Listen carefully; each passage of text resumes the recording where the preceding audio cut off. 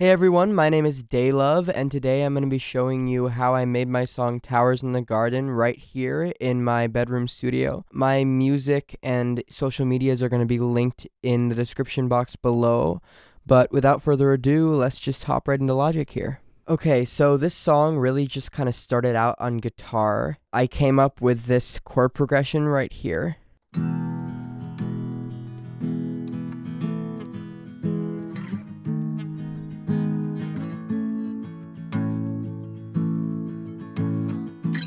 And that pretty much repeats throughout the whole song, except there's a few points in the verses where it's a little different, and also in the post-chorus. You're going to hear a little bit of bleed from my vocals because I recorded my vocals and guitar at the same time.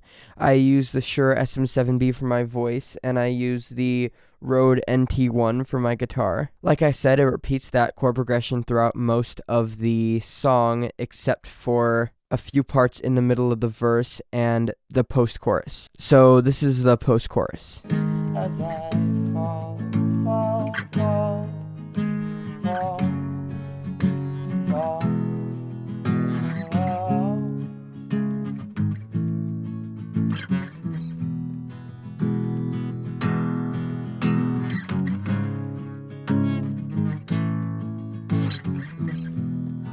So yeah, that's that secondary progression. So I have 3 takes of the guitar here. I have one panned left, one panned right, and one in the center. And I just put some EQ on them. I cut some lows. I boosted some highs around 2K, and I like to cut out around the 200 hertz because things can get really muddy around there. And then I have a compressor on the guitar, just a Logic compressor, and I have some reverb. The reverb is the Logic Space Designer. I have two different presets on here. I have the user default. I actually really like the default on that plugin. And I have a medium sweet reverb, and those are working together. So altogether, these 3 guitars sound like this.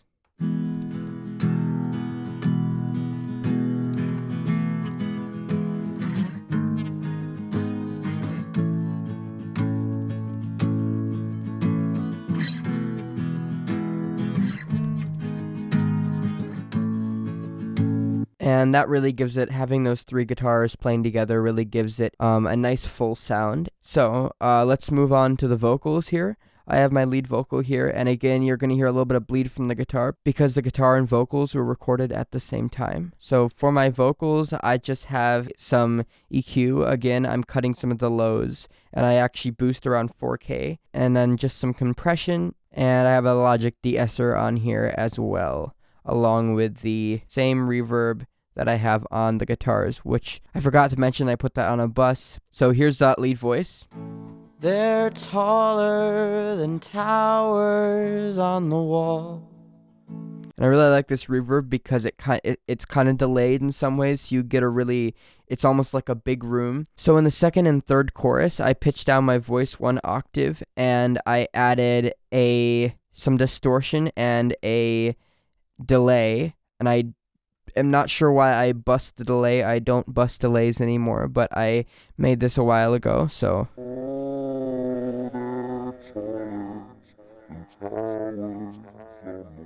Here it is with the lead vocal. Oh, they're taller than towers on the wall. So along with that, in the second and third choruses, I have a low vocal harmony, which has the same EQ as the lead vocal, same compression. It has the de-esser and some distortion. It has a flanger on it, and I put a little bit of pitch correction to make it sound somewhat robotic, though I don't use pitch correction on my lead vocals. I thought it worked here for this low harmony. They're taller than towers on the wall. So yeah, and then in the final chorus, I added a high harmony along with the low harmony, which has the same plugins on it as the lead vocal. So here's that. 'Cause they're taller than towers on the wall. So all the vocals together here sound like this. Oh, 'cause they're taller than towers on the wall. So nice and full sounding for that final chorus here. In the way of vocals, we also have what I called a vocal rise. I basically screamed into the mic and I added some distortion and a flanger, along with the same plugins I have on my lead vocal and same reverb, and I put 2 different delays on it, and this is just a riser into the final chorus.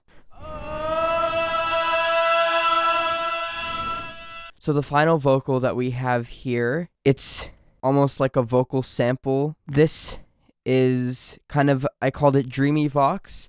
It's kind of a dreamy vocal sound that is in the final chorus, buried behind everything. And that sounds like this.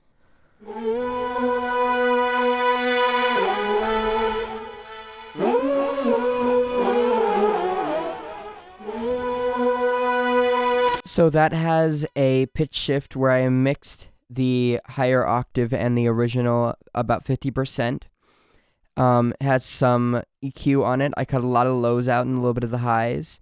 Some compression and a flanger.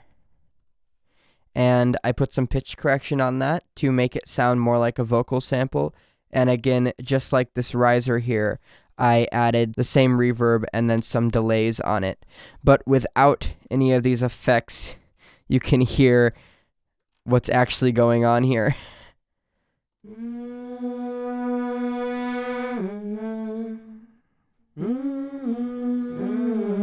Yep. So I just hummed into the mic and I did that on top of itself 3 times. I panned middle, left, and right. And there are 2 different parts we have here. Okay, so that covers all of my vocals in the track. So moving on, we have this swell. It's just a little synth that is buried very far in the background, and it sounds like this. And it's just adding some texture behind the guitars. So if I play this with the guitars, it sounds like this. And it rises in volume at this point right here. So that's one of the last things I did to the track. It's just a little texture.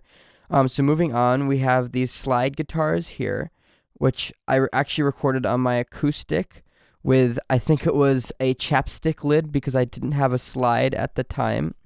And I recorded 3 takes of these, left, middle, and right. And I put some pitch shift on it, some EQ, cut a lot of highs, a lot of lows, some tremolo, a flanger, and some chorus.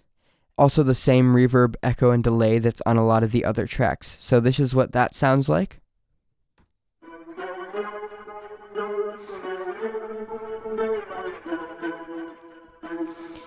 And with the guitars.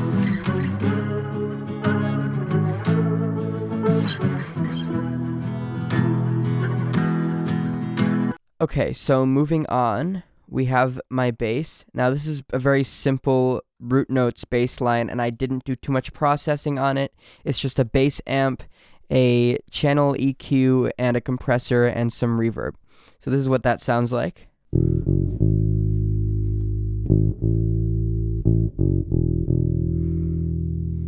And it basically just plays root notes throughout the song, giving the song some low end. So moving on, we have this dark synth here that I believe is a Logic stock retro synth that I just recorded on my keyboard, and then I bounced from MIDI to audio. And I recorded that twice and panned it left and right. And this comes in the second chorus. So that's pretty simple, and the processing on these is just EQ. I cut a lot of the frequencies out, compressor, and I put some chorus on and some reverb. And those are pretty simple, just adding a low texture to the song. So moving on, we have my drums here, which I recorded in my room with my kit that's back there. So we have 4 drum tracks here. I recorded the kick with a Beta 52A. I recorded the snare with an SM57 here. These are great on drums. I really like these on drums. My overheads are two Audio-Technica AT2020s, and for my room mic, I used the Rode NT1 again. So it's a really simple drum pattern. I actually recorded the snare with some brushes, and I really like that sound because it adds to the mellowness of the song and the softness of the song. So here's the drums. So like I said, a really simple progression here, and it basically repeats throughout the whole song with a few changes in the kick drums here and there. The one thing that is different is I actually added a high snare in the last chorus. It's just a sample that I found on Splice, and it sounds like this. I believe it's from Sunny Digital's pack, but I could be wrong. But that just adds a little bit of texture to the drums in the final chorus. So here it is without that extra snare. And here it is with it. It just makes the snare sound a bit fuller. By the way, I didn't quantize any of my drums. I really wanted it to feel really raw and human and natural. So there are a few imperfections here and there, but I'm okay with that. The one thing I might have done is I believe that I did actually line my second snare up with the live snare. And the final thing we have here in the drum track is a cymbal that is swelling into the final chorus, and that sounds like this.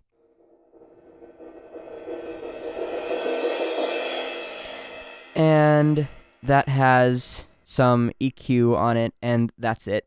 By the way, my drums just have EQ and compression on them, and a little bit of reverb on the bus. So this cymbal swells with the vocal rise that I showed you earlier. Here's what that sounds like together.